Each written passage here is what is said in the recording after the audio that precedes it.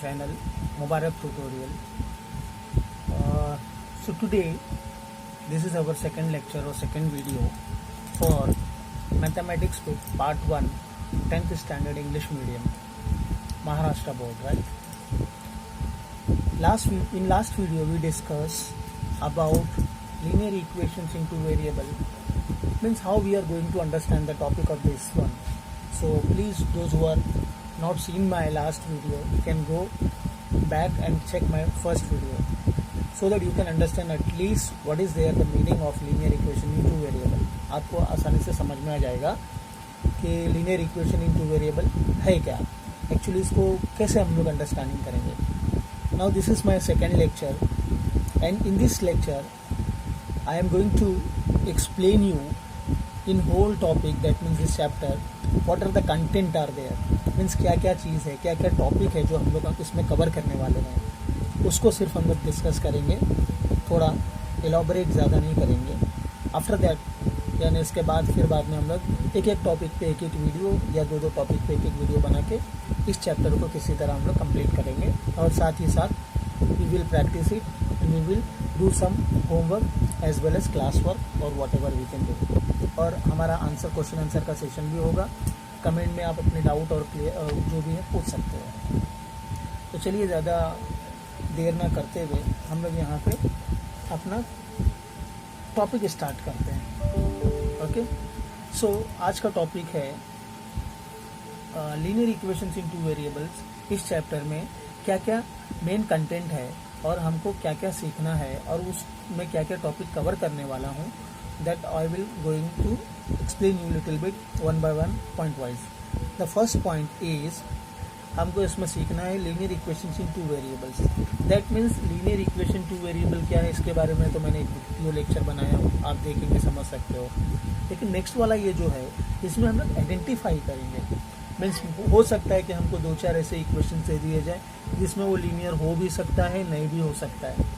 तो what is the criteria, मतलब criteria है क्या, उसका मेथड क्या है, उसका तरीका है क्या है कि हम लोग पहचाने कि वो लीनियर इक्वेशन है नहीं है. अगर है तो टू वेरिएबल है नहीं है, राइट, तो वो इक्वेशन है नहीं है.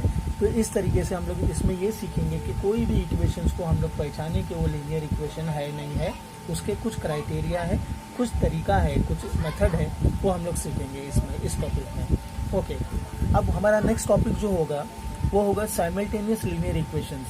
अब जब हम लोग ने लीनियर इक्वेशन को पहचानना सीख लिया है, आइडेंटिफाई करना यानी रिकॉग्नाइज करना हम लोग ने सीख लिया है, तो हम लोग नेक्स्ट टॉपिक पे पढ़ेंगे, आगे बढ़ेंगे.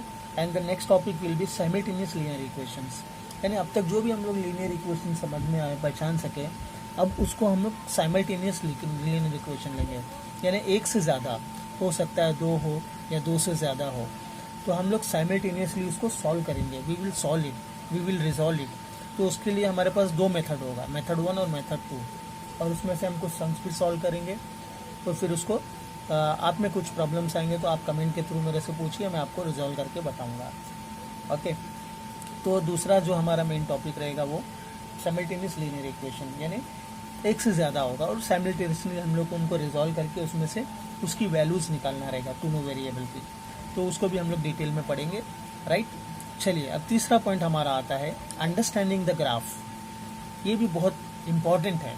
अब जो चीज़ हम लोग ऐसे अपने मेथड से रिजॉल्व कर सकते थे, मेथड 1 और मेथड 2 मीन्स कैलकुलेशन के थ्रू हम लोग एक्स और वाई की वैल्यू निकाल सकते थे, जो कि दो अलग तरह की वेरिएबल हैं, राइट. तो इसी तरीके से हम लोग वही सम को, उसी तरह के सम को we can understand by the graph. But before understanding the graph you must understand what is graph and how graph is going to be draw and what are the points are there in graph, which is very much important to understand the graph topic only, right. So I will give some basic points regarding the graph so that you can understand what is graph. graph होता है क्या है, उसमें point कैसे plot करते हैं, axis क्या होता है, x axis, y axis क्या होता है. So many more points I am going to discuss in this topic number 3. Let's move to further. अब हम लोग नेक्स्ट हमारे टॉपिक पे जाएंगे, जो हमारा टॉपिक होगा ग्राफिकल मेथड. यानी ग्राफ के बारे में पहले हम लोग अंडरस्टैंडिंग कर लेंगे कि ग्राफ होता है क्या है, कैसे बनता है, उसमें एक्स एक्सिस क्या होता है, वाई एक्सिस क्या होता है, वाई एक्सिस क्या होता है, ये सब सीखेंगे. उसके बाद में हम लोग वही सम्स को जो नॉर्मल हम लोग ने सॉल्व किया था उसको हम लोग में एक छोटे 2 सम लेंगे साइमल्टेनियस इक्वेशन और उसको ग्राफ मेथड से हम लोग सॉल्व करेंगे। एटलीस्ट 2 करेंगे, 2 से ज़्यादा भी कर सकते हैं। फिर अगर आपको कोई डाउट होता है तो आप कमेंट सेक्शन में कीजिए और उसको फिर हम लोग रिजॉल्व करेंगे। यानी जो हम लोग सिंपल कैलकुलेशन से करते हैं उसको ग्राफ मेथड से भी किया जा सकता है। तो यह मेथड ग्राफ मेथड होगा। अब ग्राफ मेथड कंपेयर टू इसके इजी होता है क्योंकि उसमें हम लोग को टेबल कॉलम बना के खाली प्लॉट करना है, लाइन खींचना है और जो लाइन इंटरसेक्ट करेगी वो उसका सोल्यूशन होगा। बहुत इजीली हम लोग कर लेंगे उसको। नेक्स्ट हम लोग चलते हैं, हमारा नेक्स्ट का टॉपिक होगा डिटर्मिनेंट। ये थोड़ा टफ होगा। डिटर्मिनेंट थोड़ा सा एक आपके लिए नया कॉन्सेप्ट होगा। डिटर्मिनेंट अगर 9th में आप लोग ने ध्यान दिया होगा तो आपको समझ में आएगा, अदरवाइज कोई बात नहीं। डिटर्मिनेंट के थ्रू भी हम इस सम्स को, इस इक्वेशंस को रिजॉल्व कर सकते हैं, सॉल्व कर सकते हैं। तो डिटरमिनेंट के तरीके में या मेथड में आपको कुछ पॉइंट्स को इम्पोर्टेंट समझना है कि कैसे उसको यूज करना है, उसमें रोज क्या होती है। तो देखिए ये डिटर्मिनेंट है। जब 2 इक्वेशन लिखा जाएगा simultaneously, when we write 2 equation simultaneously, we need to take their x and y, that means x1 y1 और x2 y2 हमको ब्रैकेट में लेना है, एक वर्टिकल ऐसे ब्रैकेट में लेना है और जो डिटर्मिनेंट कहलाता है, okay, which is known as determinant. And determinant के अंदर जो पहला ये रहता है इसको रो बोलते हैं, ये फर्स्ट रो और ये सेकेंड रो रहेगा। और जो ऐसा जो रहेगा खड़ा हुआ उसको हम लोग कॉलम्स बोलते हैं। तो ये फर्स्ट कॉलम सेकेंड कॉलम होगा। तो 2 रो और 2 कॉलम हमको मिलते हैं इसके अंदर और ये 2 रो और 2 कॉलम के ऊपर ही हमारा पूरा डिटर्मिनेंट डिपेंड होता है। ओके, तो डिटर्मिनेंट के बाद हम लोग क्या करेंगे, इस पे उसका डिटर्मिनेंट अंडरस्टैंडिंग करेंगे, उसके रूल्स समझेंगे। उसके बाद में डिटर्मिनेंट में एक मेथड होता है जिसको बोलते हैं क्रेमर्स रूल भी कहते हैं। तो उसको डिटर्मिनेंट मेथड भी बोलते हैं और क्रेमर्स रूल भी कहते हैं। और ये थोड़ा टफ होता है। टफ इन द सेंस अगर आप इसका बेसिक नहीं समझेंगे तो टफ होगा, अदरवाइज बहुत ईजी है।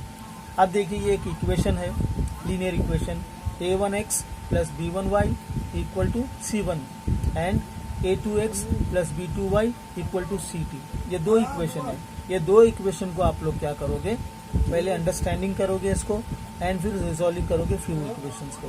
तो ये जो मेथड से हम लोग सॉल्व करेंगे उसको बोलते हैं क्रेमर रूल और उसमें हम लोग डिटर्मिनेंट का यूज करते हैं। ओके, और उसके बाद सेकेंड लास्ट टॉपिक हमारा होगा equations reducible to a pair of a linear equations in 2 variable. यानी जो भी इक्वेशन बड़ा होगा उसको हम लोग रेड्यूस करके एक लीनियर इक्वेशन के फॉर्म में करेंगे, फिर उसको रिजॉल्व करेंगे, फिर उसको बाद में एक्सपांड करके उसकी वैल्यू निकाल लेंगे। ये भी थोड़ा टफ है, टफ इन द सेंस थोड़ा कॉम्प्लिकेटेड है, लेकिन आप मेथड समझ जाओगे तो इजी हो जाएगा। और द लास्ट हमारा जो रहेगा एप्लीकेशन ऑफ साइमल्टेनियस इक्वेशंस, और लास्ट वाला हमारा होगा एप्लीकेशंस ऑफ साइमल्टेनियस इक्वेशंस। यानी ये तो बहुत ही ज़्यादा पूरा क्या बोलते हैं इसको, व्हाट क्वेश्चंस होते हैं। व्हाट क्वेश्चंस को पहले हम लोग क्वेश्चन इक्वेशन में फॉर्म करेंगे। इक्वेशन में फॉर्म करने के बाद हम लोग जो मेथड हमको इजी लगता है उस मेथड के थ्रू उसको सॉल्व करेंगे। सॉल्व करके फिर उसको जो वैल्यू निकलेगी उसी को वर्ड में लिख के दे देंगे। इस तरीके से ये पूरे चैप्टर में हम लोग 1 2 ये देखिएगा 1 2 3 4 5 6 7 और 8 ये पूरा इस चैप्टर में ये पूरे टॉपिक हम लोग कवर कर लेंगे और 1 बाय 1 इजीली इस तरीके से हमारा पूरा चैप्टर कंप्लीट हो जाएगा। Hope you understand this chapter.